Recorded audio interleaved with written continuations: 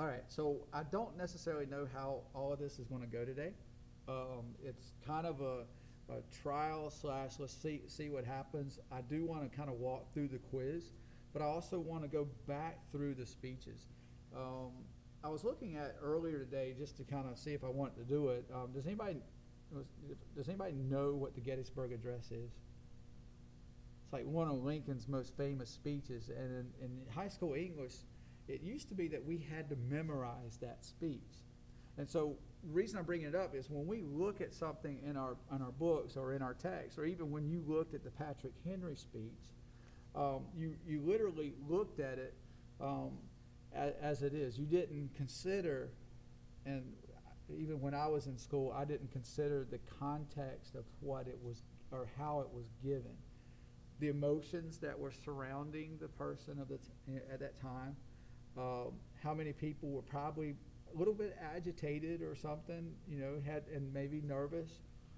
We just see words on a page, and we literally go, "Mr. President, no man,"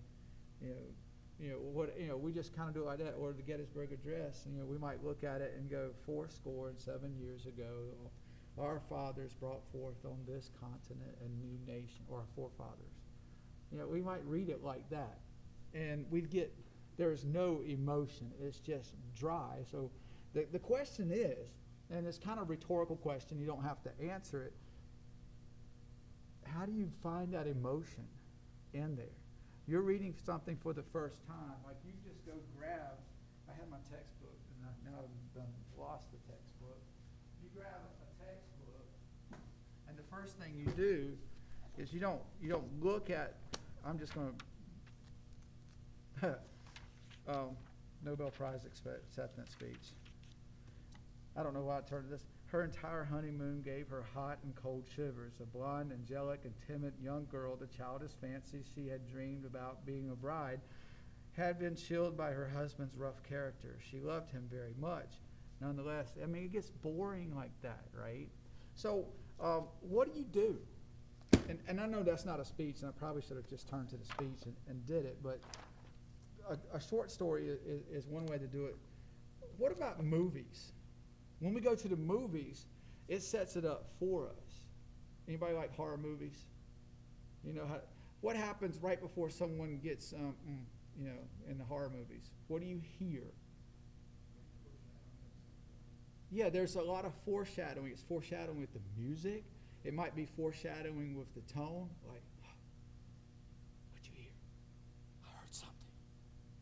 Really? Yes. Where'd it come from? Don't go in the room, right? And someone's going to go in the room, but I don't know. I haven't watched horror movies in a long time, but they do foreshadowing like that. So how do we foreshadow when there's no foreshadowing? What do we do? So like for the Henry speech, we have to understand the history of it. And that's why when we talked about it a little bit, he starts out with Mr. President, and I think that confuses a lot of people because we hadn't even formed our country yet. So this is even before we have the President of the United States. So it's even before we've declared a revolution. When do we sign our Declaration of Independence? What year? 1776. This speech was delivered in 1775. So right off the bat, we got to figure out there. And so I told you at the very beginning of the speech that what he's trying to do, what he's trying to accomplish, is to form a militia. So now, if we were non-passionate individuals, he could probably just go in there and go, hey, Mr. Washington, Mr. Jefferson, members of this board, Mr. President, I think we need to form a militia. We just need to. Could have done it that way. That would have gone nowhere, right? So we have to envision that there's power coming from these words. I put it here on this thing. I want to let you just hear the first part of it real quick. I'm not going to go long. It's only 7 minutes if we did it the entire time. But I want you to hear this reader, and I say actor because he is an actor. He's reading this version of Patrick Henry's speech, and then I'm going to ask you a question after we get through that nice introduction. I'm just going to ask you what you think.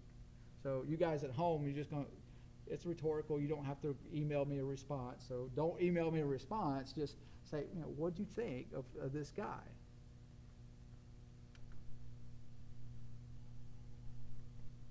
Speech to the Virginia Convention by Patrick Henry. Mr. President, no man thinks more highly than I do of the patriotism as well as abilities of the very worthy gentlemen who have just addressed the House. But different men often see the same subject in different lights, and therefore I hope that it will not be thought disrespectful to those gentlemen if, entertaining as I do opinions of a character very opposite to theirs, I shall speak forth my sentiments freely and without reserve. This is no time for ceremony. The question before the House is one of awful moment to this country. For my own part, I consider it as nothing less than a question of freedom or slavery. I'm going to stop right there. What do you think? How is the speech being delivered? Is there an air of an importance about it? Do you hear an emotion in his voice? Like, Mr. President, class, this is going to be the most important lesson in your life. You need to pay attention. It's going to be tough today. All right, so that should send, all right, so changes in my tone, so to speak, should have caused you to, I'm just kidding about that. It's not going to be a tough lesson. I just want you to be able to see that people do things differently for importance.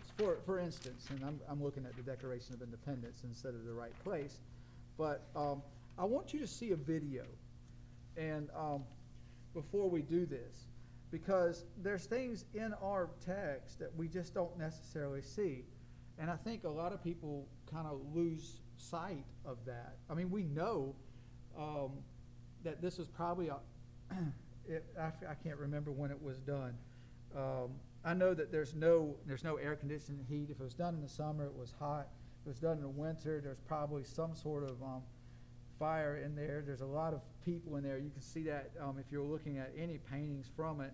But you can imagine a lot of delegates in this little tiny place, nothing large. And I mean, that time period is just difficult, and then they still wear things that were like wool, and even in the summertime, I don't get that stuff. So when was it actually? It was in 1775. I want to say March, so it probably wasn't that bad. But tempers were probably heated, to say the least, and that was something we need to take into account. Anyway, I want to show this video, and it's called "Give Me Liberty, Give Me Death." It's from a short film. It's a 22-minute film. I am not going to show 22 minutes, but I am only going to show the Patrick Henry version of this film, if it will come up for me. And it's an actor. It's an older movie. It's a very short story, and I think I just lost it somehow. Not lost it. It's see if I can go to share screen, and you guys see that guy on there. Oh, it finally did it. Except you don't see it. You still see me. You don't see the little twirling circle that I have. I did buy something. There we go. I did buy something this weekend that where I can go instead of Wi-Fi, I can do Cat 5, and just go ahead and hardline it in, and I might have to end up doing that. All right. So I want you to notice what's going on in this film version now.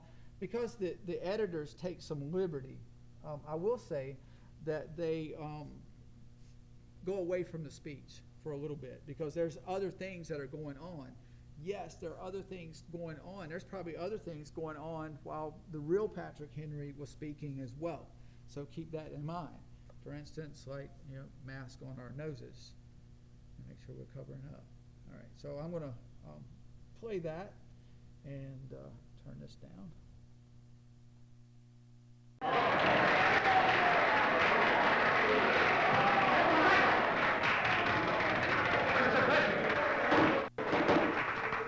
Chair recognizes from County Hanover.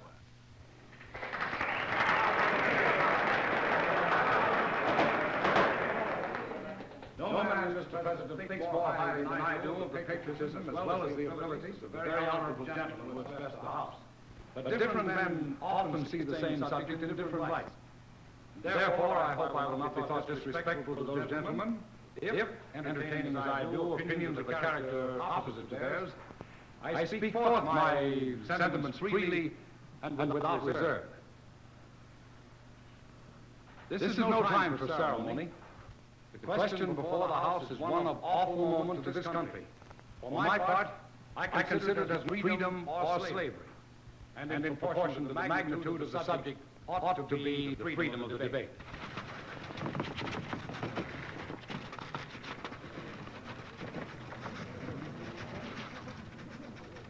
I have but one lamp by which my feet are guided, and that is the lamp of experience. I know of no way of judging of the future but by the past. And judging by the past, I wish to know what there has been in the conduct of the British ministry for the last 10 years to justify those hopes with which the gentlemen have been pleased to solace themselves and the House. Is it that insidious smile with which our petition has lately been received? Trust it not, sir. It will prove a snare to your feet. He acts as though he was afraid to speak out. Suffer not yourselves to be betrayed by a kiss. Your Excellency, I've just come from the church. Patrick Henry is making a speech in the Very well. I see no reason for further delay. You have your orders to arrest him. Yes, Your Excellency. Ask yourselves how this gracious reception of our petition comports with the warlike preparations which cover our waters and darken our land. Are fleets and armies necessary to a work of love and reconciliation? Have we shown ourselves so unwilling to be reconciled that force must be called in to win back love?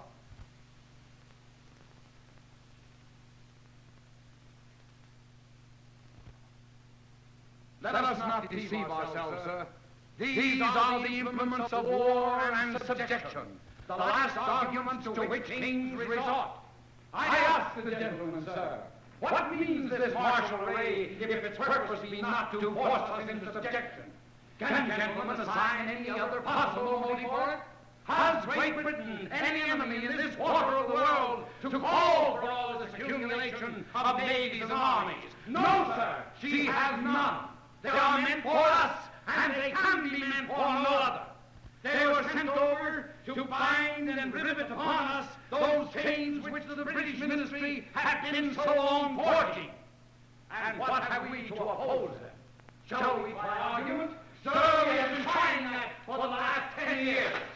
Have we anything new to offer upon the subject? Nothing. We have held the subject up to every light of which it is capable, but it has been all in vain.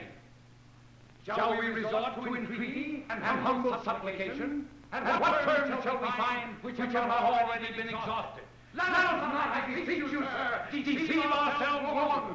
We have done everything that could be done to avert the storm that is now coming on.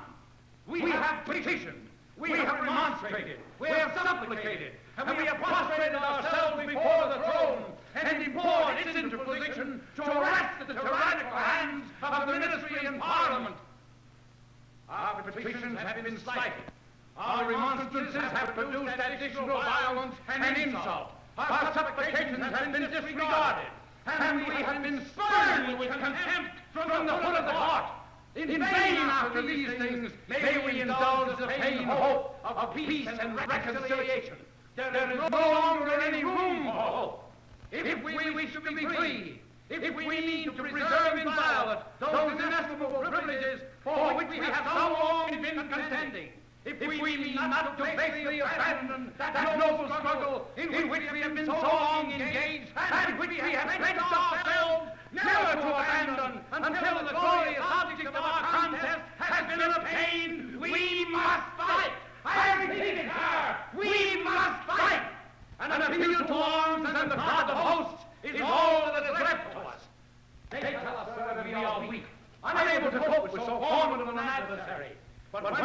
be stronger? Will it be the next week or the next year? Will it be when we are totally disarmed and when a British guard is stationed in every house? Shall we gather strength by irresolution and inaction? Shall we learn the means of effectual resistance by lying supinely on our backs and hugging the delusive phantom of hope? Shall we or not we, if we make use of those means which the God of nature hath placed in our power? 3 millions of people armed in the holy cause of liberty, and in such a country as that which we possess, it is invincible to any force our army can send against us. There is a just God who presides over the destinies of nations, who will raise up our friends to fight our battle for us. The battle, sir, is not to the brave alone, it is to the vigilant, the active, the brave. Besides, sir, we have no election. If we were base enough to desire it, it is now too late to retire from the contest. There is no retreat but in submission and slavery. Our chains are forged. Their clanking may be heard on the plains of Boston. The war is inevitable, and let it come. I repeat, sir, let it come. It is in vain, sir, to extenuate the matter. Gentlemen may cry peace, peace, but there is no peace. The war is actually begun. The next gale that sweeps from the north will bring to our ears the crash of resounding arms. Our men are already in the field. Why stand we here idle? What is it that gentlemen wish? What would they have? Is life so dear, and peace so sweet, as to be purchased at the price of chains and slavery? Forbid it, Almighty God! I know not what course others may take, but as for me, give me liberty, or give me death!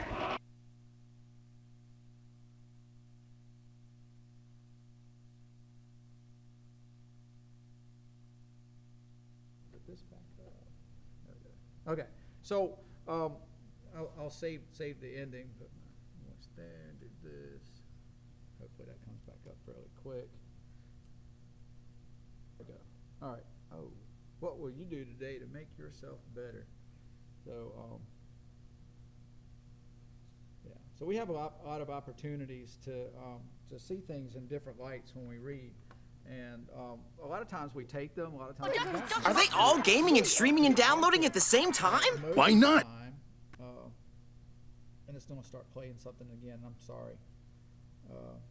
I hate that. I'm hitting pause. I'm hitting delay.